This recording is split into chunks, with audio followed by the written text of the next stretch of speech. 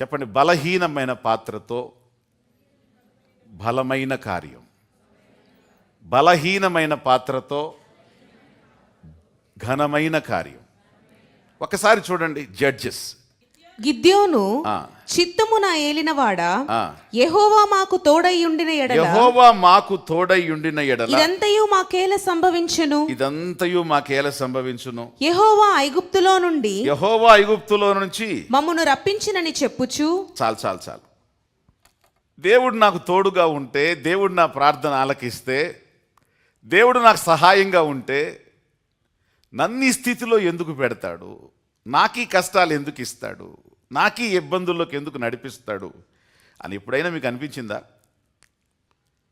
ఈ మనిషి ఒక రకంగా చెప్పాలంటే man of discouragement. He was a discouraged man. నిరుత్సాహంతో ఉన్నటువంటి, నిరుత్సాహంలో బ్రతుకుతున్నటువంటి మనిషి. దేవుని మీద, దేవుని యొక్క శక్తి మీద అనుమానం కలిగినటువంటి మనిషి. దేవుని మీద ఒక రకంగా చెప్పాలంటే అతనికి హేయభావం, అసహ్యభావం కలిగినటువంటి మనిషి. ఈ యొక్క ఓటమి చేత, తనలో తాను ఓడిపోయినటువంటి పరిస్థితి చేత కంప్లీట్గా తాను ఒక పిరికివాడుగా, ఒక బలహీనమైన వాడుగా తనను తాను సిద్ధపరచుకున్నటువంటి వ్యక్తి ఆయన. అతని దగ్గరికి దేవుని దేవదూత వచ్చి ఏమన్నాడు? పరాక్రమము కలిగిన బలాఢ్యుడా. ఇంకొకసారి, ఎవరి దగ్గరికి? పిరికోని దగ్గరికి, బలహీనుని దగ్గరికి, నిరుత్సాహపరుని దగ్గరికి, దేవుని మీద అయిష్టం ఉన్నటువంటి వ్యక్తి దగ్గరికి, అన్ని రకాలుగా బలహీనుడైనటువంటి వ్యక్తి దగ్గరికి వచ్చి ఏమంటాడు? పరాక్రమము కలిగిన బలాఢ్యుడా. How Satan Cs.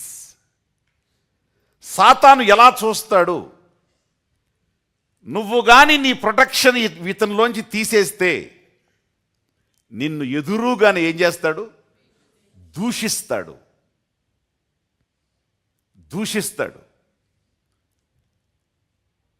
చెప్పండి, సాతాను గాడికి భవిష్యత్తు తెలుసా? తెలిస్తే ఈ పని చేసేవాడా? సాతాను గాడికి భవిష్యత్తు తెలియదు. అడిగే తెలుసు అనుకోబాకండి. ఊరికే గెస్సింగ్ చేస్తాడాడు. ఊరికే గెస్ చేసి ఇట్లా కదా అని అనుకుంటాడు అంతే. కానీ వాస్తవం వాడికి తెలియదు. దేవునికి ఒక్కనికే తెలుసు. ఆయన గతంలోకి చూడగలిగిన వాడు, తర్వాత భవిష్యత్తులో కూడా చూడగలిగిన వాడు, ప్రస్తుతాన్ని కూడా ఆయన చూడగలిగిన సమర్థుడు ఆయన. దేవదూత పిరికోణ్ణి, దేవదూత బలహీనుణ్ణి ఎట్లా సంబోధిస్తున్నాడు? పరాక్రమం కలిగిన బలాఢ్యుడా. ఇక్కడ కొద్దిగా నేర్చుకోవాలి. సహజంగా మన దగ్గరున్న పిల్లల్ని కానీ లేకపోతే మనుషులను కానీ వాళ్ళ కెపాసిటీస్ని బట్టి, వాళ్ళ పనులను బట్టి ఏం చేస్తారు? వాళ్ళని ఒరే పనికి మాలినోడా, పని చేయటం రాదు, పాడు రాదు, ఒక ఆలోచన లేదు, సరిగ్గా జ్ఞానం లేదు, ప్రతిది ఏది చేసినా నష్టమే, ఏది చేసినా ఇబ్బంది అని చెప్పి వాళ్ళు చేసిన పనులను బట్టి, వాళ్ళ తెలివి తక్కువతనాన్ని బట్టి వాళ్ళని ఏం చేస్తూ ఉంటాం?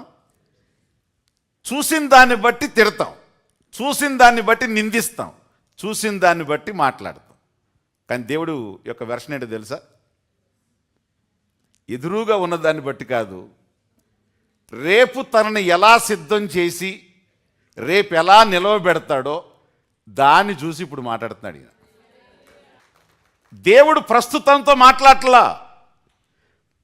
అతని బలహీనతని, అతని డిస్కరేజ్మెంట్ని, అతని పిరికితనాన్ని, అతడు దాక్కున్న స్థితిని, అతను పారిపోతున్న స్థితిని ఆయన మాట్లాడట్లా. కొద్ది రోజుల తర్వాత మిద్యానీయుల మీద ఎలాంటి విజయాన్ని పొందుతాడో, ఎలాంటి విజయాన్ని పొందాడు అని చెప్పి న్యాయాధిపతుల గ్రంథంలో రాయబడి ప్రపంచం అంతా కూడా ఈ రోజు కూడా ఆ వీరును గూర్చి జ్ఞాపకం చేసుకుంటారో దాన్ని చూసి ఆయన అంటాడు, పరాక్రమము కలిగిన బలాఢ్యుడా. Glory to God. ఒకవేళ దేవుడు మన బలహీనతనే చూస్తే, ఒకవేళ మన భవిష్యత్తు అని తెలియకపోతే అస్సలు మన దగ్గరికి వచ్చాడు కాదు. మనం ఎంత హీరోలం ఆయనకు బాగా చెప్పండి, మనం ఎంత హీరోలం ఆయన బాగా తెలుసు. చర్చిలో ఉన్నప్పుడు ఎలా, బయటికి వెళ్ళినప్పుడు ఎలా అనే హీరోయిజం ఆయనకు బాగా తెలుసు. కానీ ఆయన నిన్ను చూసేది ఏమిటంటే నీ బలహీనతను కాదు, ఆయనలో నువ్వు ఉంచే విశ్వాసాన్ని, ఆయన కొరకు నువ్వు చేసే కార్యాన్ని, ఆయన పాత్రగా నువ్వు ఉపయోగపడే దాన్ని చూస్తాడు. దాంతోనే నిన్ను గుర్తిస్తాడు, కానీ నీ బలహీనతతో నిన్ను గుర్తించడు.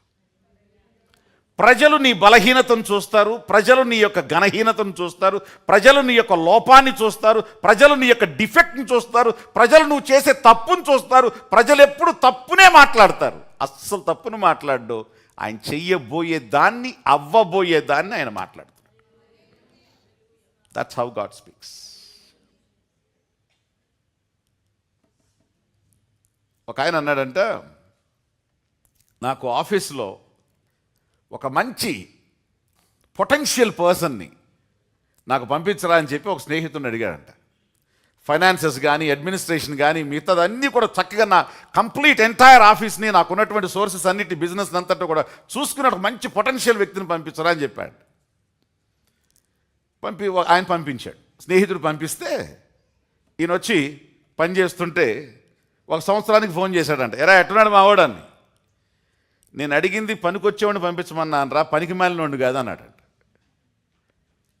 నేను ప్రయోజకుడిని పంపించమన్నాను రా, ఏ విధమైన సవట్ను కాదురా నేను పంపించమన్నది అన్నాడంట. అదేంటి, వాడు నా దగ్గర ఎట్లాంటి వాడో తెలుసా, చాలా ఎఫిషియెంట్ వాడు, చాలా సమర్థుడు వాడు, అదేంటి అట్లా అంటావు నువ్వు?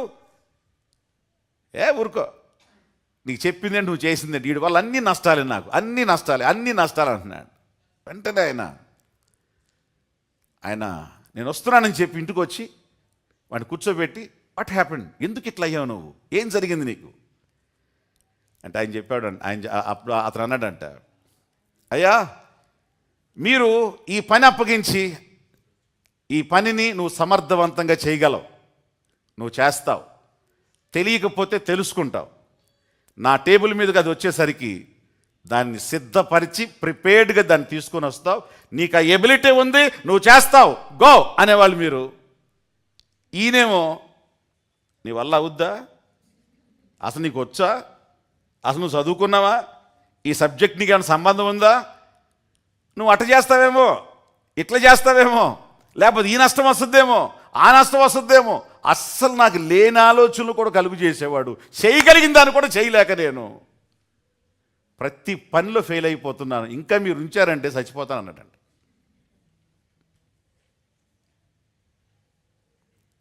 నిరుత్సాహాలనే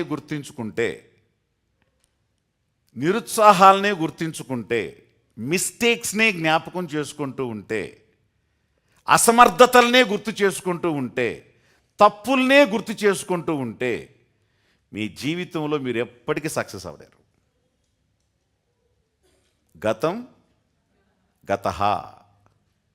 గతమేమో తెలుగు, గతహ ఏమో హిందీ ఏమో కాదా, సంస్కృతమా సాంస్క్రిట్. గతం ఏంటంట, సంస్కృతం కూడా వచ్చేస్తుంది. గతం వదిలేయి, నేను ఎందుకు ఫెయిల్ అయ్యాను, నన్ను ఫెయిల్ చేసింది ఏంటి, నా నిర్లక్ష్యమా, నా అజ్ఞానమా, నా సమర్థత లేనితనమా, నేను ఎందుకు ఫెయిల్ అయ్యాను, ఈసారి ఖచ్చితంగా సక్సెస్ అవ్వాలి అని ఎవరైతే పోరాటంతో ఫెయిల్యూర్ని ఒక స్టెప్పింగ్ స్టోన్గా మార్చుకుని పనిచేస్తారో వాళ్ళు ఖచ్చితమైన విజయం పొందుతారు. Praise the lord.